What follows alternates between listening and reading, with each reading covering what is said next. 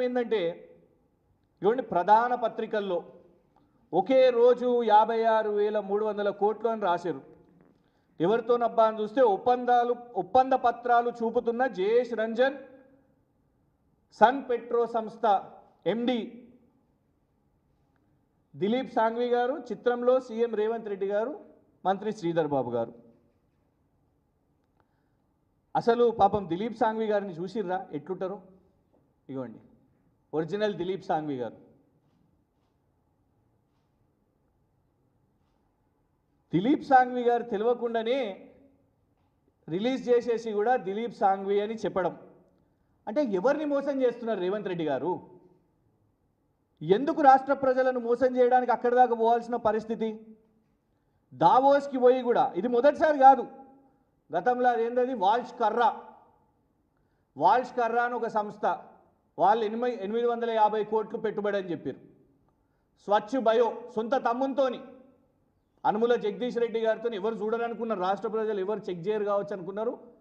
సొంత తమ్మునితోని ఒప్పందం చేసుకోవడానికి అమెరికాకు పోయి 1000 కోట్లు 2 వారాల ముందే మొదలవుతుంది కంపెనీ. మాకు తెలిసి ఇవన్నీ చెప్తే మళ్ళీ ఏమన్నా అంటే కేసు పెడతా అని అంటావు. కేసు పెట్టే బదులు వైట్ పేపర్ రిలీజ్ చేయి. రాష్ట్ర ప్రభుత్వం రేవంత్ రెడ్డి గారు గత సంవత్సరంలో దావోస్లో 40,000 కోట్లు, అదాని 12,400 కోట్లు, గోధి ఇండియా 8,500 కోట్లు ఎంతవరకు ఇప్పటివరకు గ్రౌండ్ అయినాయో దాని మీద వైట్ పేపర్ రిలీజ్ చేయండి. Single point demand. మేము ప్రశ్నించిన తర్వాత, మేము రిలీజ్ చేసిన తర్వాత అప్పుడు కాదు ఈయన దిలీప్ సాంఘ్వి కాదు, ఈయన ఎవరో ఎగ్జిక్యూటివ్ డైరెక్టర్ విద్యాసాగర్ గారు. ఇగోండి దిలీప్ సాంఘ్వి గారు అంటే వీరు బయో ఏషియా కాంక్లేవ్లో కేటీఆర్ గారితో కనబడుతున్నారు కదా. ఒరిజినల్ దిలీప్ సాంఘ్వి, నువ్వు దిగింది డూప్లికేట్. సారీ వారెవరో మాకు అంటే ఆయన దిలీప్ సాంఘ్వి అయితే కాదు, కానీ రేవంత్ రెడ్డి గారు మొత్తం రాష్ట్ర ప్రచారం అంతా కూడా దిలీప్ సాంఘ్వితో రేవంత్ రెడ్డి గారు పెద్ద 45,000 కోట్లు. ఎందుకంటే నువ్వు రాష్ట్రానికి ఒక ముఖ్యమంత్రివి, నువ్వు ఇచ్చే సమాచారం, నువ్వు చేసుకునే ప్రచారం ఫ్యాక్చువల్గా ఉండాలి, అక్యురేట్గా ఉండాలి. రూపాయి కాదు 2 రూపాయలు కాదు కదా. 45,000 కోట్లు పెట్టుబడి పెడుతున్న సంస్థ అని చెప్తున్నప్పుడు, ఎండి అని చెప్తున్నప్పుడు నువ్వు చెప్పాల్సింది, రాష్ట్ర ప్రజలకు చూపెట్టాల్సింది ఎవరితోని పెట్టుబడి చేస్తున్నావు. ఒరిజినల్తో చేస్తున్నావా, డూప్లికేట్ ఎవరితోనైనా చేస్తున్నావా? ఒరిజినల్ దిలీప్ సాంఘ్వి ఇగోండి పక్కన పీయూష్ గోయల్ గారు ఉన్నారు. ఇది బయో ఏషియా కాంక్లేవ్లో సన్ పెట్రోకెమికల్స్ ఎండి దిలీప్ సాంఘ్వి గారితో కేటీఆర్ గారు. మరి ఈయనెవరు? మరి ఈయన దిలీప్ సాంఘ్వి అయితే మరి ఈయనెవరు? మరి ఎందుకు పిచ్చోళ్ళని చేస్తున్నారు అందరినీ? ఎందుకు అబద్ధాల ప్రచారం?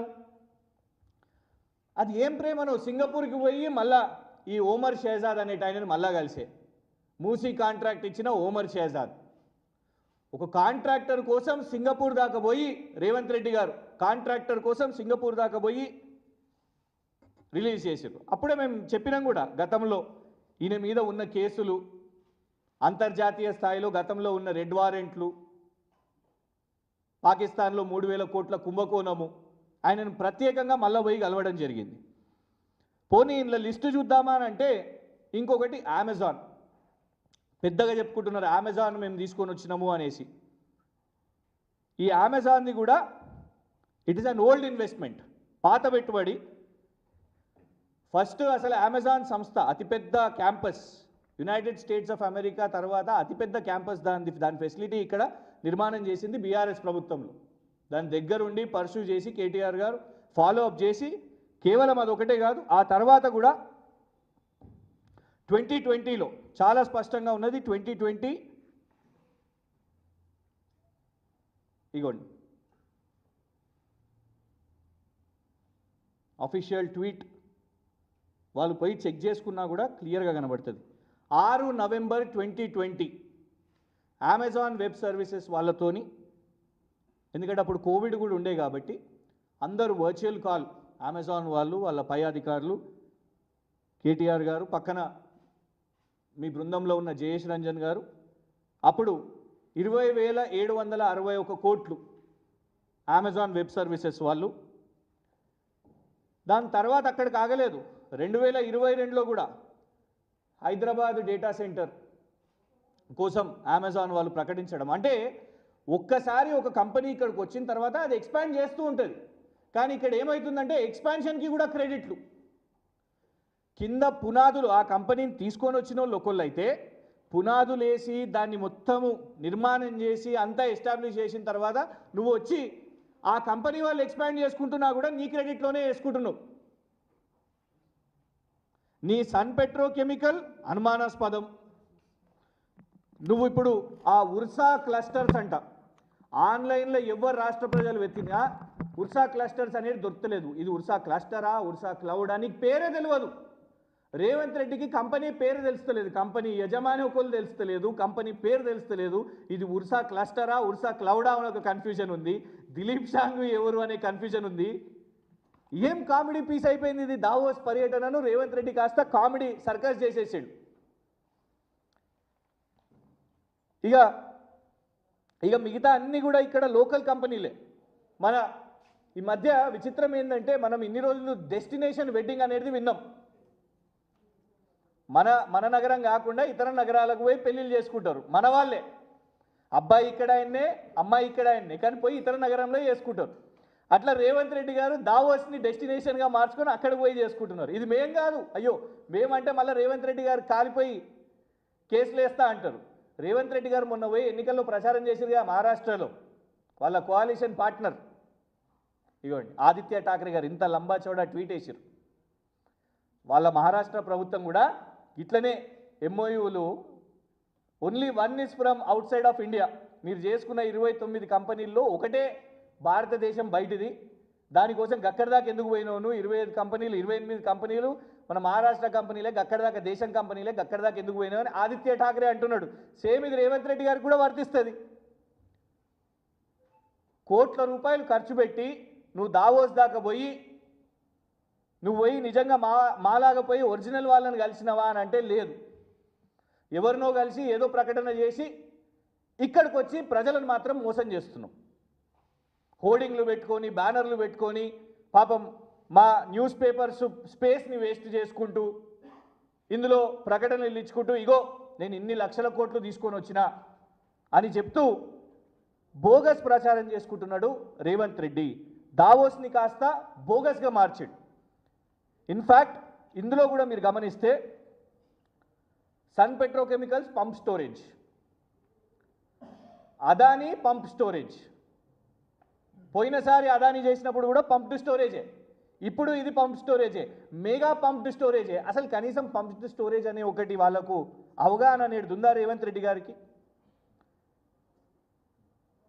పంప్డ్ స్టోరేజ్ చేయడానికి భారీగా ఇగోండి భారీ రిజర్వాయర్లు కావాలి.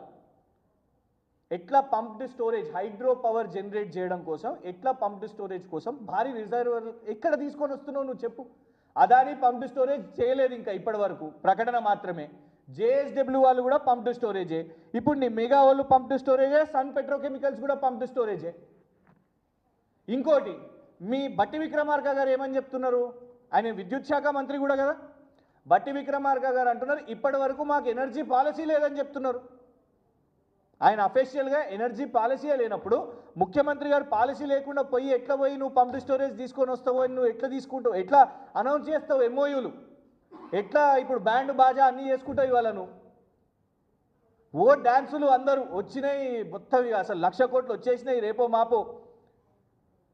వాల్ష్ కర్రా, స్వచ్ఛ బయో, ఈ సన్ పెట్రోకెమికల్స్ పాపం ఎవరో ఆ షాంఘవి గారు వీళ్ళెవరో అభిషేక్ సింఘ్వి గారా కాదు దిలీప్ షాంఘవి గారు రేవంత్ రెడ్డి గారు అబద్ధాలు మానుకొని వైట్ పేపర్ రిలీజ్ చేయాలి. మా సూటి డిమాండ్ ఏంటంటే నువ్వు ఇప్పుడు గప్పాలు కొట్టుకున్నాడు కాదు, ఇప్పుడు ఫేక్ ప్రచారం చేసుకున్నాడు కాదు. మాకు తెలుసు నువ్వు ఈ పంప్డ్ స్టోరేజ్ కూడా ఎందుకు మొదలు పెడుతున్నావు. ఒకటి ఇటు మెగా కృష్ణారెడ్డికి ఇవ్వడానికి, ఇంకోటి వారి మిత్రులు సీఎం రమేష్ గారికి కూడా ఇవ్వడానికి అని మాకు సమాచారం ఉన్నది. ఈ ఓమర్ షేజాద్లను ఈ మిగతా ఈ బోగస్ కంపెనీలను ఒక ముఖ్యమంత్రి స్థాయిలో పోయి నువ్వు కలిసినప్పుడు నిజంగా ఇవాళ జాతీయ స్థాయిలో అవమానం అవుతున్నది. రేవంత్ రెడ్డి గారు గతంలో పోయినప్పుడు ఏదో న్యూక్లియర్ చైన్ థియరీ అని చెప్పారు. ఇది ఎక్కడ పంచాయతీ, న్యూక్లియర్ చైన్ థియరీ ఏంటిది అని. ఏమన్నా తెలంగాణలో న్యూక్లియర్, అమెరికా వాళ్ళు పరేషాన్ అయ్యేటట్టున్నారు. న్యూక్లియర్ టెస్టింగ్ ఏమైనా చేస్తున్నారా తెలంగాణలో? న్యూక్లియర్ మిసైల్స్ ఏమన్నా జరుగుతున్నాయి? ఎందుకంటే అమెరికా వాళ్ళు కూడా అలర్ట్ ఉంటారు. మన దగ్గర పోక్రాను ఇవి అయినప్పుడు ఇవన్నీ ఉంటుంది కదా, అంతర్జాతీయ అంశాలు కదా. సడన్గా ఈ ముఖ్యమంత్రి వచ్చి దావోస్లో వచ్చి న్యూక్లియర్ చైన్ థియరీ అని అన్నాడు. అదే అయిపోయా. ఈసారి ఐటీ వాళ్ళని అందరిని అవమానపరిచారు.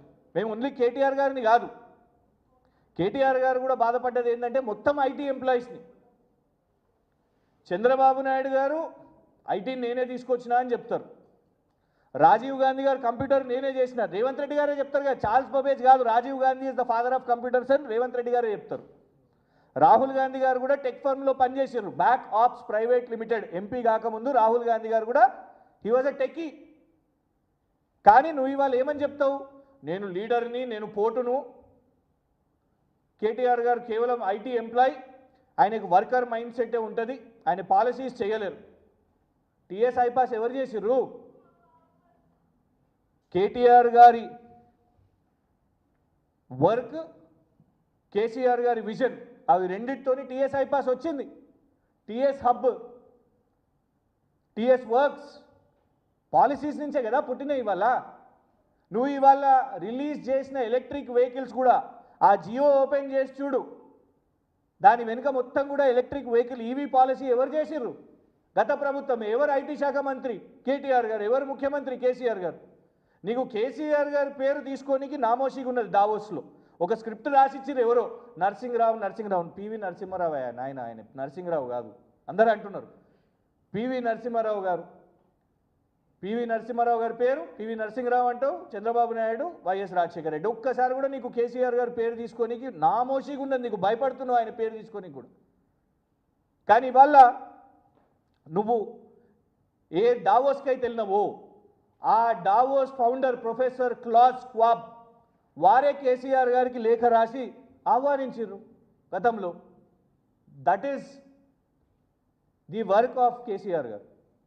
ఇవాళ వాళ్ళ పేర్లు చెప్పుకొని నువ్వు ప్రచారం చేసుకోబడుతుంది. ఐటీ ఎంప్లాయీస్ లీడర్లు కాలేరట, ఐటీ ఎంప్లాయీస్ బిజినెస్ లీడర్స్ అయినరు. ఇవాళ డొనాల్డ్ ట్రంప్ వెనుక గెలుపుకు కారణమైన ఎలాన్ మస్క్, ఆయన టెక్కీయే. అమెరికా రాష్ట్ర అధ్యక్షుడి గెలుపుకు వెనుక ఉన్న ఎలాన్ మస్క్ ఎవరైతే ఉన్నారో ఆయన టెక్కీయే. ఎంతోమంది ఐటీ వాళ్ళు పనిచేస్తుంటే ఇవాళ మనకు పెట్టుబడులు వస్తున్నాయి. నువ్వు చిన్నగా నామోషిగా ఐటీ వాళ్ళని తీసి పడేసినట్టు ఏదైతే అన్నావో అది తప్పు. రాజకీయంగా ఒక గ్లోబల్ ప్లాట్ఫామ్లో వెళ్ళి వాళ్ళను వర్కర్స్గా అని చెప్పడం, they are leaders, they are business leaders. వాళ్ళ మనం ముందుకు పోతున్నాం. నువ్వు అట్లాంటి దావోస్కి నువ్వు పోయి పెట్టుబడులు తీసుకొని వస్తున్నావు అంటే డెఫినెట్గా వాళ్ళందరూ ఒక వర్క్ ఫోర్స్గా పనిచేస్తున్నారు కాబట్టి. అది ఒక్కటే కాకుండా ఇవాళ వారి అహంకారం ఏంటంటే ఒక గ్లోబల్ ప్లాట్ఫామ్లో కూడా రాజకీయాలు కేటీఆర్ గారిని అనాలి, కేటీఆర్ గారిని చిన్న చూపు చేసి ఆ సాడిస్టిక్ ఈగో ఒకటి రేవంత్ రెడ్డి గారికి నిజంగా చూపెట్టాలంటే నువ్వు కేటీఆర్ గారి లాగా నిజంగా ఆ ప్లాట్ఫామ్స్లో మాట్లాడు, సంతోషపడతాం. ఈ న్యూక్లియర్ చైన్ థియరీలు, ఈ రకరకాల కామెడీలు కాకుండా, ఇట్లాంటి ఫేక్ ఫోటోలు ఫేక్ ప్రచారాలు చేసుకున్నాడు కాకుండా ఒరిజినల్గా ఒక యాపిల్ సీఈఓని కలిసినప్పుడు ఆయనకి పాపం సత్యా నాడెల్లా ఏ సంస్థనో ఆయనకు తెలియదు.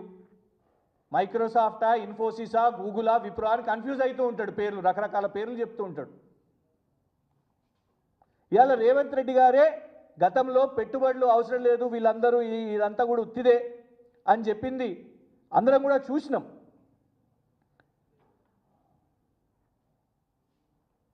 గత ప్రభుత్వం చేసిన మంచి పనులను కొనసాగిస్తూ నువ్వు ఉన్న క్రెడిట్ గత ప్రభుత్వానికి ఇవ్వాలి. ఇవాళ నువ్వు ఇన్ని డేటా సెంటర్స్ని తీసుకొని వస్తున్నావు కదా, అసలు డేటా సెంటర్ ఎందుకు వస్తుంది? ఎట్లొస్తుంది డేటా సెంటర్? విద్యుత్ సరఫరా నిరంతరాయంగా ఉంటేనే డేటా సెంటర్స్ వస్తాయి. Data centres need a lot of electricity, చాలా విద్యుత్ అవసరం. కేసీఆర్ గారి ప్రభుత్వం విద్యుత్ సమస్య లేకుండా ఈ రాష్ట్రంలో చేసింది కాబట్టే ఇన్ని డేటా సెంటర్లు వస్తున్నాయి. ఇవాళ నువ్వు అనౌన్స్ చేస్తున్న డేటా సెంటర్లు కూడా గతం 2014 కంటే ముందు తెలంగాణ రాష్ట్రంలో ఒక్క డేటా సెంటర్ అని ఉందా? 2014 తర్వాత ఎన్ని డేటా సెంటర్స్ ఇక్కడికి వచ్చినాయో ఆలోచించాలి. అలాంటిది అవగాహన లేకుండా ఉత్తిగా పోయి ప్రచార ఆర్భాటం కోసం, అంకెల గారడి కోసం చంద్రబాబు నాయుడు గారు బిల్ గేట్స్ని